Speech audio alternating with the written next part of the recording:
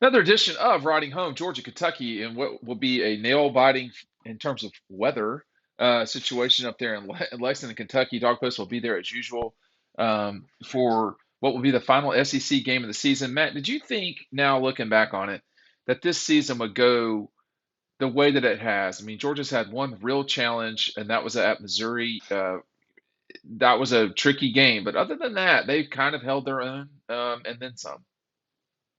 Yeah, I think that before the season started, we were looking up and down the schedule, which one of these teams can beat Georgia. We knew that Georgia was going to be favored in every game. So I'm not surprised at all. I thought the defense would take a step back. Statistically, they kind of haven't. They're the number Well, one defense in a college little football. bit, a little A bit. little bit. But the way I look at it is if you're the number one in the country, you're number one in the country. And that's kind of where you want to be. They've been outstanding. Stetson Bennett has played really well. I'm not really surprised at all. And I think they're going to go up to Kentucky. And this should be another sound beating. I can talk why in just a minute, but want to get Ryan's thoughts on the question you just asked me. Yeah, I mean, we looked at this 12-game schedule for months, and I think all three of us thought that there was probably a better chance that they end up 12-0 than dropping one or two of these games. You know, we talked about, is Mississippi State going to be a trap game? We didn't think Oregon was going to be ready. This was one of the games that was kind of circled on the schedule, but this game in particular just doesn't seem like it's going to pose the challenge that maybe anybody thought heading into the year. But I think it's, maybe it's not a super wide margin, but I think it's clear that they're the best team in the country, top to down. Damn. Top to And bottom. top to Yeah. bottom, man. Ohio State's really good. They can score, they can defend. The step back has been very, it's been slight. It hasn't been anything crazy. This is going to turn into a plug and play thing with a lot of their guys, not just on the defense, but that's, Georgia. with the recruiting cycle and the coaching, it's going to be plug and play, probably from here on out in the near future. And Stetson Bennett took a step forward. The offense is loaded in the different types of talents they have. I'm not surprised at what the situation is. Well, that's kind of interesting that you would say plug and play because the one program that you could say that about for sure over the last 10 years has been Alabama. I mean, I think there was a moment in time with Clemson where that was the case. Say, how long, Matt? 4 years, maybe? Yeah, thanks to generational quarterbacks coming in and out and really good defensive play and coaching there. Yeah. But Georgia's at a program that we saw from Alabama all these years ago. But let me When you ask you lose five this. stars, you replace them. Yeah, Well, here's a question though. Georgia's only won one national championship. They've not won two, right, and two is not a dynasty in my book. right. Ryan, we can have that discussion, at another time. What is a dynasty? Um, but Matt, the only team that's really done that has been Alabama in the last 15 years. And although it does seem like they're slowing down, um, I mean, can we really say that about Georgia yet? Not yet. Not yet. If they win two in a row, you can talk about it all you want. That's a big deal. But Alabama's sustained that for over 10 years now, where they've been Since in contention or winning the thing and for they a won their long first time. national championship in 2009. That's 13 seasons Yeah. ago. Yeah. Yeah. They've been rolling and they've been the program of the century and they're the best program of all time. But I agree. Georgia might be the number one program right now. And I think they're going to prove it once again at Kentucky. So Ryan, where are we at with what does dynasty mean? I, 'Cause I think three. I think three is when you really start saying, okay, okay, like we're in the midst of all this. They've got to do it this year, but you know, you win the national championship. You have a target on your back. People are talking about missing all of these players. Oh, they lost 5 first rounders. They had 15 players drafted and all that, and they're right back at the top. And the path seems a little clearer than it was last year, as far as what the next few games are. I because they're mean, we not talked playing about that the other day. Alabama. Yeah, but here's the thing. With this LSU team that's in its first year as a program, been kind of up and down, all over the place. Did not look good last week. That's your SEC championship matchup. Last year's Alabama team, well, at least the three of us here knew that. Okay, well, this isn't maybe as good as some of their past Alabama teams. They were better than last year's LSU team. They certainly have more talent and weapons. You mean this So year's it's LSU not team? than this year's LSU team. So it doesn't feel the same. They should handle Kentucky. They should demolish Georgia Tech. And I just think the path seems a little bit clearer. I mean, we all thought that they were serious contenders last year, and they were number one for a lot of the season. But heading into this round, into this playoffs, they should make the playoffs. I think their ESPN projection was like over 90% to make the playoffs. It seems clear. It doesn't mean that they're going to win it. They're going to have to beat, one, two, or three really, really good football teams to do it, and they have to. And then that's when heads will start to be turned about this program. But I think they've already started turning. Let me just add real quick to everybody watching. We really appreciate y'all. Some of our friends at Red Zone are helping us this week. You can get shirts like this, which is a fun shirt. There's some other shirts around. That's the only place in Athens that you can get Dogstruction. And we're going to have that event with Kelee Ringo, which Ryan and Matt and I have been getting ready for some time. I got some stuff in yesterday that really looked better than I thought it would. So I'm very excited and happy about that. So we're getting ready Sunday. There's a link down below if you want any information about that. But Red Zone, our friends there have been great on Clayton Street. I do wonder, Matt. I've said this to y'all. I know Ryan's heard it too much, but you never know when something is over. Um, so I don't like war analogies, but in World War II, it took a second or two for the Japanese to realize that World War II was over. It took a couple of, bombs. In Europe, when Hitler killed himself, that was the beginning of the end for Nazi Germany, and you could see it coming. Um, sometimes in relationships, you can look back and know, oh, well, this was the reason why I knew it wasn't going to work. I think in football, it's more challenging to know that. I just watched some highlights of LSU Alabama in 19, and at the time, people were, coming off of Clemson just destroying Alabama, and then LSU having their way with Alabama in 19. People were ready to get rid of Alabama at that moment, and they had one of the best teams they've ever had in 2020, and they followed that up by replacing everybody and playing for the national championship, and it becoming a fourth quarter game in 2021. This was, the 2021 game. How are we supposed to really know where Alabama is at, number one, and number two, where Georgia is at in what's appearing to be a clash of the Titans, at least for a while? I will add, Matt, in this question. I mean, my concern globally for the SEC moving forward is Brian Kelly and LSU. I think they're a bunch of trouble waiting to happen. Absolutely. And Alabama's not going anywhere. I think as long as Nick Saban's there, they might have a season like this where they lose 2 games, tough road games, crazy environments on the last play. I mean, they're 3 plays away from being undefeated right now. So they're still really good and have the best quarterback in college. Uh-oh. That is, One more time, Matt. One more time. After the Bryce Young thing. After Bryce Young. Yeah. When Nick Saban leaves down the road, whenever that is, they're going to hire someone else. They're still Alabama. They're going to bring in someone to keep that going. And these kids are in high school ball. All they've known is Alabama dominating college football since they've been. These kids know the tradition and the history, not only as a program as a whole, but for the last decade and a half too. So kids are always going to want to play for Alabama. And I think you're right about LSU. They're just going to make it harder for programs like Auburn to get to that point, and A&M and Ole Miss, and everyone else's side again.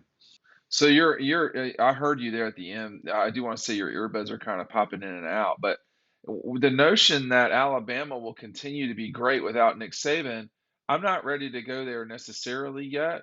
They may have something similar to what Georgia had with Mark Richt, where there were some teams that were very good, 3 or 4 teams that could have won the national championship. But it makes me think of Napoleon in France. France dominated England, excuse me, France dominated Europe for a long time. And, you know, it doesn't always come back. And when Nick leaves, that will be challenging for Alabama, Ryan. Yeah, I really hope you're hitting your target audience with these war analogies. We have But a we have a very diverse and well-read audience here. It should be talk Napoleon to me from time to time. we have no idea what they're going to be when Saban hangs it up. I mean, we just have no idea, and I think he's got at least a couple more years in him. That's what it seems like, and I would be surprised if he quit after this year. But it does seem like they're not at the complete at the they're not Apex. increasing at the rate that Georgia is right now, right? Oh, I agree I with would you. say that they've Yeah. probably reached their apex and they're on a slow come down. I'm not saying this program's over. It feels like kind of a slow come down. It's hard to sustain that level of success for how long they did. And Georgia, no program is rising at the rate that Georgia's is right now. It's just a matter of how Well, what? long, they have to, there's things that they have to do, but what's in front of them is, how long. I hope you can't hear that beeping in my You're ear. fine. Go ahead. It's a matter of how long does it take, how much more does it take for people across the country to all recognize Georgia as the best program in college football. Obviously, championships are the number one thing you're gonna have to accomplish to get that recognition. But just based off the last 2 years, there isn't a program better than Georgia. Okay. I'm not going to I do not disagree with you. However, and Matt I think is back with us.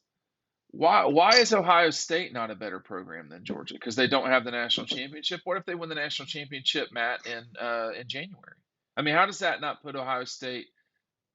Listen, to me right now there are 3 programs, and I'm about to include Michigan in this, but there are 3 programs. It's Alabama, Georgia, and Ohio State. Okay, Clemson was visiting for a while, and I think that has faded a touch.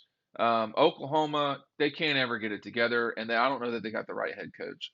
Notre Dame, they lose too many games that you don't need to lose. So there are some people that are hanging out, and I think LSU is going to join this party at some stage. But Matt, let's say Ohio State wins the national championship. Why would the reaction not be the exact same as it's been for Georgia over the last whatever we're talking about here, 24 months?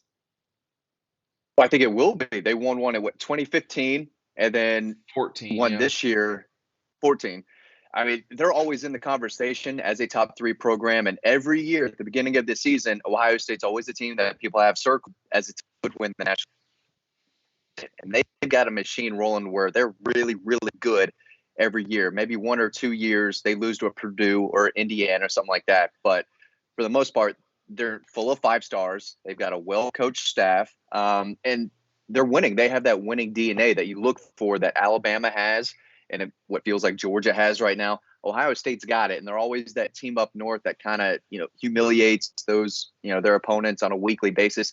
They do it every year. I can't remember the last down year they've had. So when you're as consistent as they are, and you have a national championship once every 10 years, I guess is what they're averaging, this century. Yeah, you're always going to be a team that people have their eye on. And if they do win it this year, then yeah, they might be number 1 program, top 2, top 3, but they're always going to be there at the beginning of the season, at least. So let me throw it to you like this, Ryan. And I do this stuff a lot, but like Florida should be better than they are right now, and I don't know if they'll get there, but we'll see. LSU should be good. Texas should be good, but I Brian Kelly is going to win a national championship at LSU. That's what I think. Now, when I don't know, but where I'm going with this, Ryan, is if Georgia's really good and LSU is really good, I mean, it's hard for everybody to be really good. And it can't just be that this damages Auburn. I mean, it naturally damages Auburn. It's going to hurt Georgia, and it's going to hurt more directly probably Alabama. Yeah, well, I don't know what the divisions or the pods or whatever it's going to be when Texas and Oklahoma comes over, but if it's as it stood right now, that would obviously hurt Alabama more because they're in the West and they'd have to deal with each other every year. There can't be too many in one conference that are really, really good or really elite because they're going to eat each other alive at some point. Now, those programs might both be elite, but when you look at the wins and losses at the end of the year, people will think differently. But the thing I wanted to say about Ohio State, I mean, I would argue that since that national championship in 14, that Georgia's had more success. And that's, I'm thinking about a right now standpoint. I mean, Ohio State's a top 3 program right now. And they have been for a few years, but Georgia's past them for now. If Ohio State wins this year, you'd have to reevaluate that. But since 2014, they've had a ton of talent. Haven't won a national championship. They got destroyed by that Alabama team in 2020. I think Georgia's certainly accomplished more the last 6-7 years. Since Kirby's been there, Georgia has definitely accomplished more than what Ohio State has. And they, Justin Fields, Dwayne Haskins, these guys were all, Heisman finalist quarterbacks, and you haven't won with them.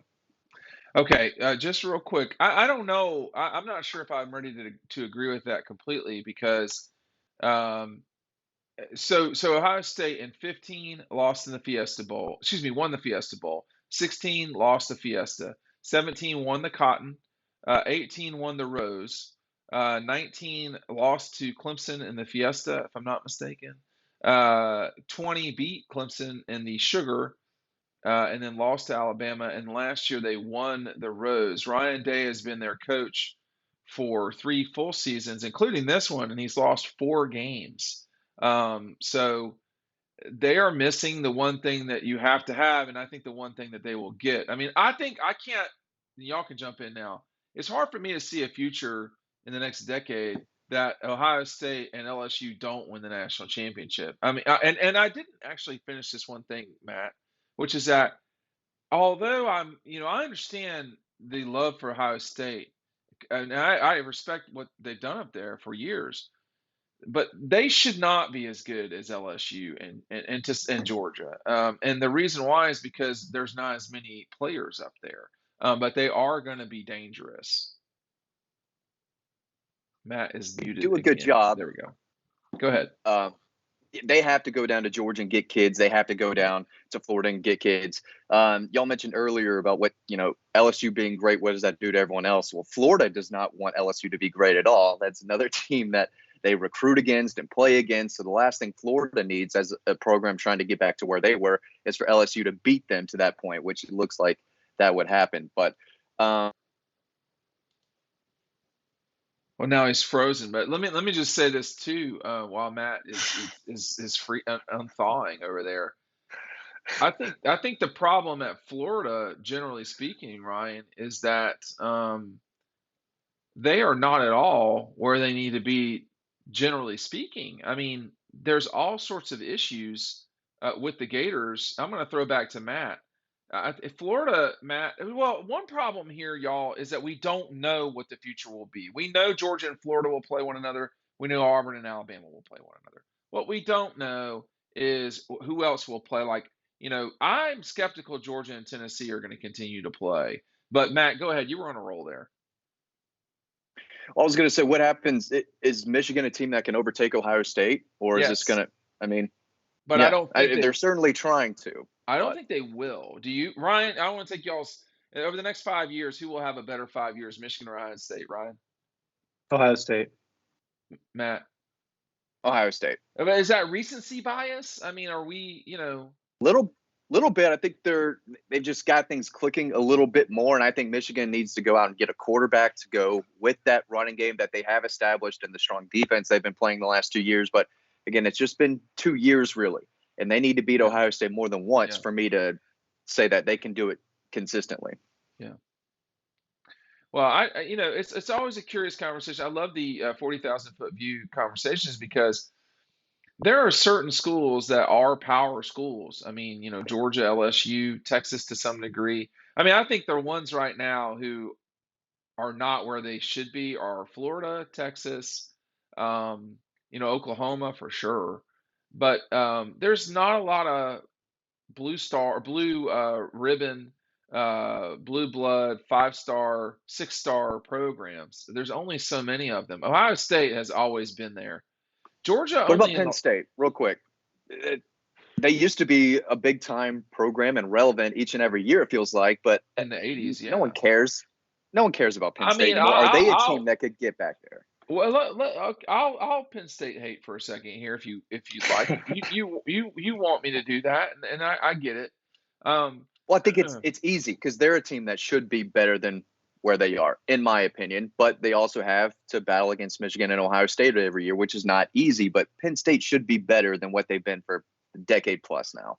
so when you look at Penn State over the last just this century, we're going to count 10-win seasons. 1, 2, 3, 4, 5, 6 this century. So 6 and 21, actually 22 seasons, actually 23, because 2000, when you count up, you get an extra season. So that's not great. I mean, James Franklin has gone 7-6, 7-6, 11-3, 11-2, 9-4, 11-2, 4-5, 7-6. And I don't know what he is this year, but he hasn't won a big game in God knows how long.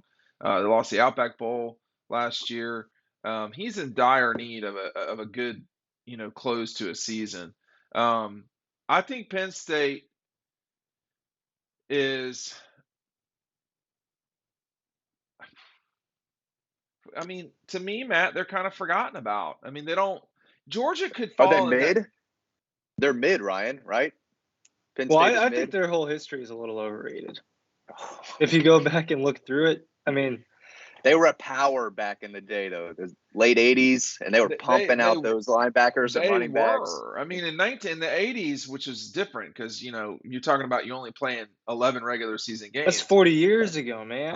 That's We're talking that's about the last, let me just rattle them off.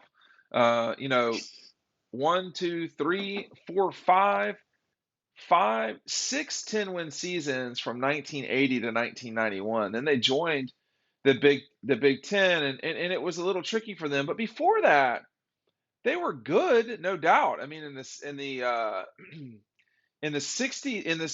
to 68 to 78, they were not in a league, and they went 11-0, 11-0, 11-1, 10-2, 12-0, 10-2, 9-3, 75, 11-1, 11-1, 8-4, 10-2, 10-2, 11-1.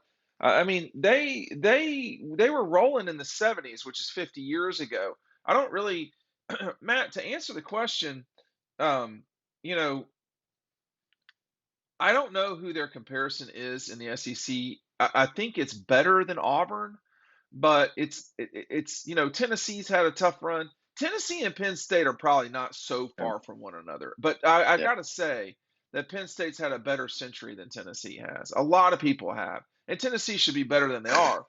But I'm not being that way. But no, it like was just funny. it's look, it's one thing to talk about Penn State. It's another thing to talk about USC or Ohio State. Well, These are not all the same. yeah. Well, I like Ryan's take because Ryan, in his early 20s, has never seen Penn State win No. anything. He's never seen Tennessee win anything. The programs that used to be really good, but 2000 on, haven't done much of anything. But it is funny to kind of imagine, especially with conference realignment and everything going on, which teams could get back to that. Could Miami, who is an embarrassment in college football right now, get back to where they once were? Florida State is trying to get there. They're Florida ranked. State is at least I functional, mean, man. yeah, At yeah. least It functional. took them 4 or 5 years to get functional again, but they used to be a top 3 program in college football when I was a kid. I mean, they were a big deal, but this is you can't recruit the and get everyone. well, but this is the inherent advantage that Georgia, LSU, and the Gators have. Okay, they are the flagship school. Florida State is not the flagship school, period, and you can tell. Miami is a private school. Now, people say, well, that doesn't really matter.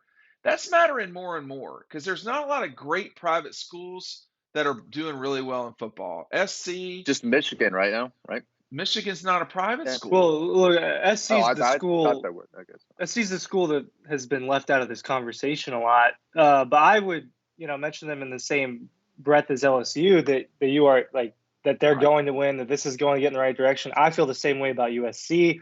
The talent over there, the money they're pumping out, Lincoln Riley. I think they're headed in a really great direction. And I feel the way you feel about LSU, I feel similar about USC. So SC is the lone. Let me look at this real quick. I mean, I don't want to kind of go too far with everything because I can get that way, but SC is one of the few places in college sports that can really compete as a private school, and I mean in football and beyond, but really in football, like Texas Christian is number 4 right now, obviously a private school. SC is number 7. Notre Dame at 18. That's it. All the rest of these schools are publics. And people will say, well, why that's not that big of a deal?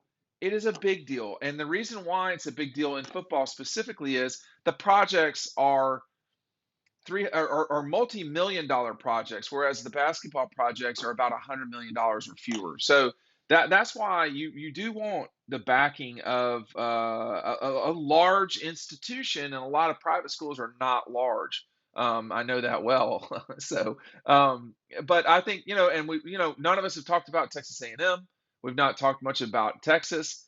Look, I'm not talking about Texas or Texas A&M until they get their act together and they have it. Miami has a geographical advantage with the players that they're not taking advantage of. I am more skeptical of Miami than I am of SC. But yes, those would be the two privates that could really be damaging, and Notre Dame to some degree. But like, you'll just have to not. I mean, I'm not going to believe you about Texas Christian or Baylor or BYU or Vanderbilt, Wake Forest, Duke. There's a reason why why privates, Northwestern, have a hard time competing in football because there's small schools and it makes it challenging. Where does Clemson fit in this, and where does Auburn fit in this, Matt? And we're going to wrap it up after we talk both of those Tigers. I think Auburn's in real trouble. We don't even know who the head coach is, so that thing could go I off the mean, rails before it gets 40,000. better. Yeah, 40,000 foot view.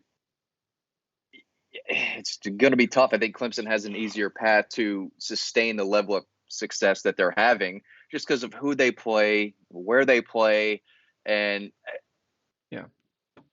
their ability to win a conference. Auburn's not winning the SEC anytime soon. Even with the right guy, it's going to be tough. Whereas Dabo can lose his defensive coordinator, and they're still in the running for an ACC title. And it's a little easier to recruit when you can say, hey, we don't have to play Alabama and LSU and Georgia all these years. You can do pretty well here at Clemson, and we can still win ball games. Shouldn't North Carolina be good, Ryan?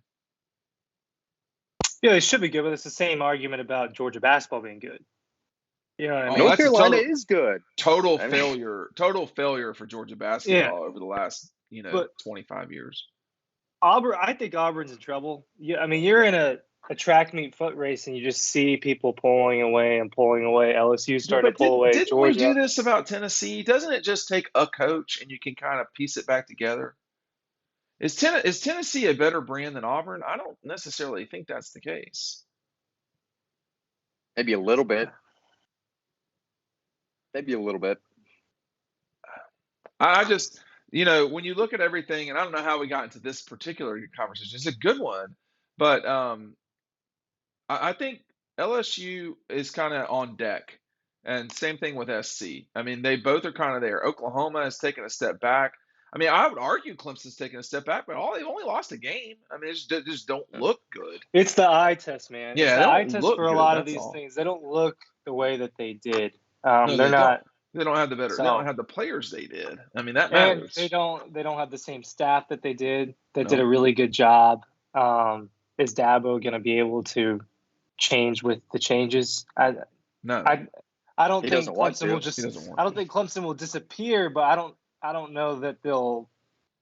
Yeah, I don't know if they'll compete for a national championship in the next couple of years. I would guess no.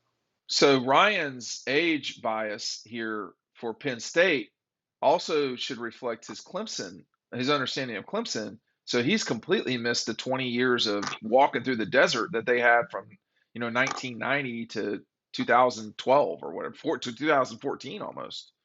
Remember Well, I mean, Clemsoning? Remember when that was a thing? Yeah, of course. I wish I knew what that was. Tell me, but listen, like the 80s and the 70s, they do, as far as history goes and just trajectory of program, all that matters. But it doesn't. What's happening right now, that has nothing to do with that. Of course not. I It agree. it just doesn't. You have multiple head coaches for some programs, several program changes since then. So if you look at it in a more recent standpoint, that's how I look at it, partially just because that's all I can remember and that I've ingested. But as far as Clemson goes and Auburn goes, I mean, I'd be concerned. I'd be concerned as Well, not I'm as someone outside of the program who maybe cares about the program. I I'm would be a little far more concerned. concerned for Auburn than I am for Clemson. I mean, I think Oh Clemson's no, I mean, path is far less complex than the well, Auburn. if it's a head coach for Auburn, you got to pick the Well, right dude, guy. let me just. I know we've gone on too That's long. not easy. We've gone on too long. I will say that. If I don't think he's an unbelievable coach. I think he's a very good program runner. If you had Dabo at Auburn, they would be better than they are right now. If you had It's someone not that else, hard to do that, man, to be better than what they are right now. So be more specific. uh, that's a good point. They Dabo wouldn't be has. where Clemson's at. They would not be where Clemson's at because Clemson has the path is different. But Dabo has shown, with all of his stupidity, and there's plenty of it, that he understands how to run a program. Um, Auburn, as a ethos, loves chaos, and that's their brand. Their brand is chaos, and that's going to be problematic moving forward. We've talked enough. We've delved into Auburn versus Clemson. That's how bad it's gotten. But I think those three teams with Michigan, SC, and LSU on deck. I mean, that LSU's already at number 7 is pretty amazing. Thanks for watching. We'll see you on the website.